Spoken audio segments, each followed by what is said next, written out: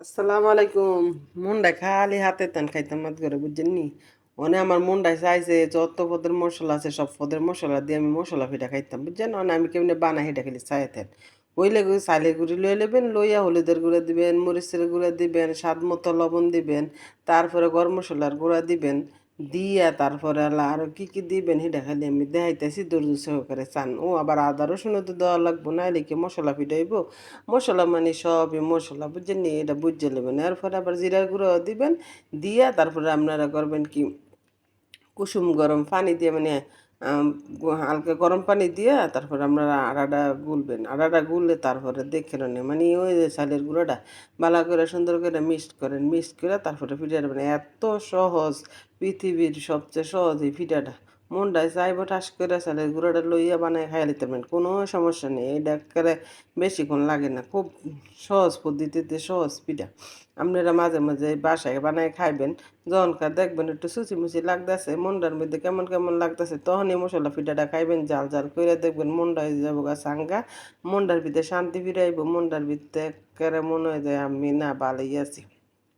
এরপরে আল্লাহ করবেন কি হলুদের গুঁড়ো মরিচের গুঁড়ো দিয়ে ভালো করে যখন সাইডে মিক্স করবেন, তারপরে দেখে নেন কি সুন্দর হয়। দেখছেন নি হলুদ মরিচটি সুন্দর করে মা হয়েছে মতন মশলা পিঠা, তো মশলা পিঠাই কি সুন্দর একটা কালার আইয়া পড়ছে, হলুদ কালারটা ভালোই লাগতেছে দেখতে কি সুন্দর।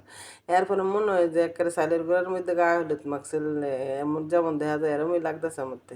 এরপর আপনারা করবেন কি একটা ফ্রি বেলুন নেবেন, লয়ে হালকা তেল দিয়ে দিবেন এটার উপরে, এরপরে না দিয়ে এটারে সুন্দর করে গোল গোল করে হরেক রকমের ডিজাইন করবেন আর কি, হরেক রকমের ডিজাইন বুঝেন না, একটা এক রকম বানাইবেন, কোনো সমস্যা নেই। আপনারা একদম রুটির মতো বানাইতে পারবেন, তারপরে তারার মতো বানাইতে পারবেন, রাবের মতো বানাইতে পারবেন, এই মনের মাধুরী মিশিয়ে মিশিয়ে আপনারা বানাইলেন, কোনো সমস্যা নেই। দেখছেন কি সুন্দর করে পিঠাটা হয়েছে, এত তাড়াহুড়া করে সুন্দর একটা পিঠা তেলে বাজলে মশমশা। আবার এত বেশি আবার আপনারা মানে মোটা মোটা করবেন না, একটু পাতলা সাইজের করবেন। আর সুন্দর করে বানাইলে সবাই দিতে পারবেন, খাইতেও পারবেন, কোনো সমস্যা নেই।